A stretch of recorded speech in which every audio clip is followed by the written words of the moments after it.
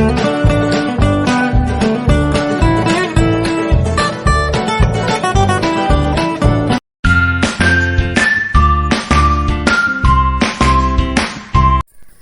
Friends, అందరికీ నమస్కారం అండి. ప్రతిరోజు కూడా మనం మెడిటేషన్ పాయింట్లు కొన్ని వింటున్నాం కదా. అయితే మనం ఏం ఆలోచిస్తున్నామండి, వినిన వాళ్ళు ఒక ఇద్దరు ముగ్గురైనా సరే విని వాళ్ళ జీవితంలోకి ఆచరించగలిగారు అంటే అది అందరికీ ఉపయోగమని మనస్ఫూర్తిగా భావిస్తున్నానండి. ఆ భగవంతుడిని కూడా కోరుకుంటున్నాను.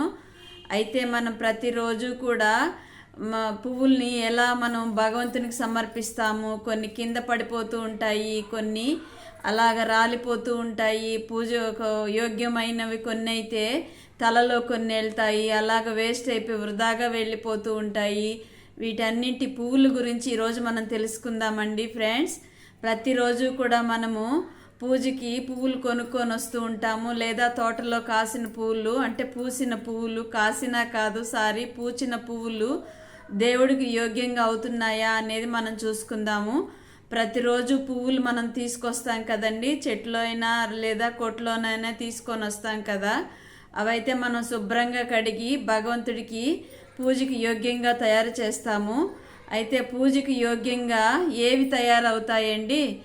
కొన్ని పాదాల చెంత చేరుతాయి, కొన్ని పద్మాలు అంటే చేతులకు చేరుతాయి, కొన్ని మెడలో హారంగా అవుతాయి, కొన్ని భగవంతునికి కిరీటధార్యంగా అవుతాయి. ఇవన్నీ కూడా మనము పువ్వుల్ని ఎలాగ అలంకరిస్తున్నాము అనేది మనం చూసుకుందాము. పాదాల చెంత చేరేవి మనం ఇంకా ఉన్నతమైన స్టేజీకి చేరలేదు అనే గుర్తండి. అది మనకు మనం అన్వయించుకోవాలి. ఇంకా మనలో దేహ అభిమానం అనేది ఉంది, అహంకారం అనేది ఉంది. దాని గుర్తుగా మనము పాదాల చెంత పువ్వుల్ని పెడతామండి. ఇంకా మమ్మల్ని మీరు స్వీకారం చేయండి తండ్రి అని ఇంకా మనం వేడుకుంటూ ఉన్నట్లు అది గుర్తండి. మనం ఇంకా ఆయన్ని వేడుకునే స్థానంలోనే ఉన్నాము. ఆయన ఆస్తికి హక్కుదారీలు కాలేదు అని గుర్తండి. ఆస్తి అంటే ఏంటి? గుణాలు, శక్తులు, ప్రాప్తులు, ఖజానాలు, ఇలాంటివన్నీ కూడా ఆయన దగ్గర ఉండే ప్రాపర్టీ అండి. వాటిని మనం తీసుకోవడానికి మనం ఇంకా మొదటి దశలోనే ఉన్నామనే దానికి గుర్తుగా పాదాల చెంత పూలు పెడతారు. అయితే చేతులకు అలంకరిస్తారండి. చేతులకి ఎందుకు అలంకరిస్తారు అంటే ఈ రెండో స్టేజీ అండి. పాదాల చెంత ఉండేవాళ్ళు ఇంకొక మెట్టు పైకి ఎక్కుతారు. భగవంతుడి కార్యంలో వాళ్ళ సహయోగాన్ని అందిస్తారు. భగవంతుడు ఏ కార్యం అయితే తలపెడతారో, పూజలు, వ్రతాలు ఏవైనా సరే ఆయనకంటూ చేసే ప్రతి కర్తవ్యాన్ని మనం నివేదిస్తాము, అంటే సహయోగాన్ని ఇస్తాము ఆయన కార్యంలో. దానికి గుర్తుగా చేతులకి అలంకారాలు చేయి సహాయం ఇస్తామండి. మనము భగవంతుడి సేవలు అంటే కర్మణా సేవ చేస్తాము. దానికి గుర్తుగా చేతులకు అలంకారం చూపిస్తారు. మరి మెడలో హారంగా అవుతారండి. మెడలో హారంగా అంటే ఆయన గుణాలు ఏవైతే ఉన్నాయో వాటిని వాళ్ళ జీవితంలోకి ధారణ చేస్తారు. జీవితంలో అన్వయించుకొని ధారణా స్వరూపులుగా అవుతారండి. ధారణ అంటే మెడలో హారంగా అలంకరించబడిన వాళ్ళు ఆయన శక్తుల్ని, గుణాలను వీళ్ళు స్వీకారం చేసి వీళ్ళు ధారణ చేస్తారు. ఎదుటి వాళ్ళకు కూడా ఎగ్జాంపుల్గా అంటే ఉదాహరణ మూర్తులుగా తయారవుతారు. మరి నాలుగో స్టెప్పు తలకి కిరీటధారీలుగా అవుతారు. తలకి కూడా పువ్వులు చుడతారండి, కిరీటంలాగా చుడతారు కదా దేవునికి పువ్వులు.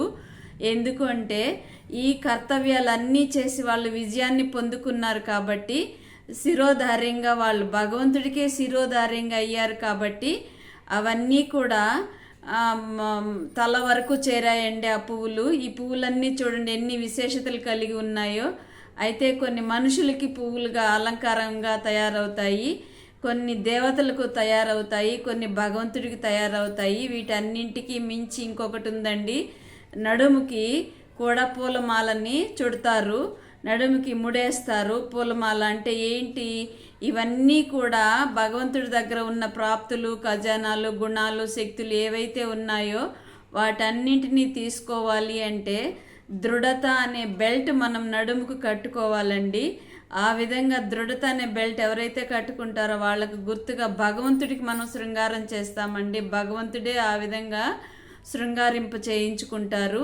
ఇవన్నీ కూడా మనం ఆలోచిస్తుంటే మనసు చాలా ఆనందంగా అనుభూతి అవుతుంది కదండి. నచ్చినట్లయితే ఈ వ్లాగ్ ఒక like, share, subscribe please friends.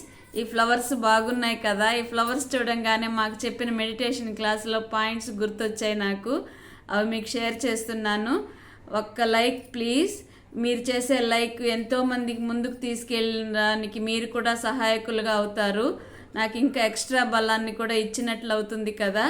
Please friends, like, share, subscribe. మీకు ఏదైనా డౌట్లు ఉంటే నాకు కామెంట్ పెట్టండి. డౌట్లు అంటే మీకేం ఉండవులేండి, మీరు నాకంటే ఫాస్ట్గా ఉండొచ్చు. ఏదైనా సందేహాలు కానీ లేదా నేను ఏదైనా తప్పుగా చెప్పుంటే నాకు కామెంట్లో తెలియచేయండి ప్లీజ్ ఫ్రెండ్స్. నేను చెప్పినవి కాదు ఇవి, స్వయంగా భగవంతుడు మాకు వినిపించినటువంటి మధుర వాక్యాలను మీకు వినిపిస్తున్నాను. నచ్చినట్లయితే ఒక like and share please friends.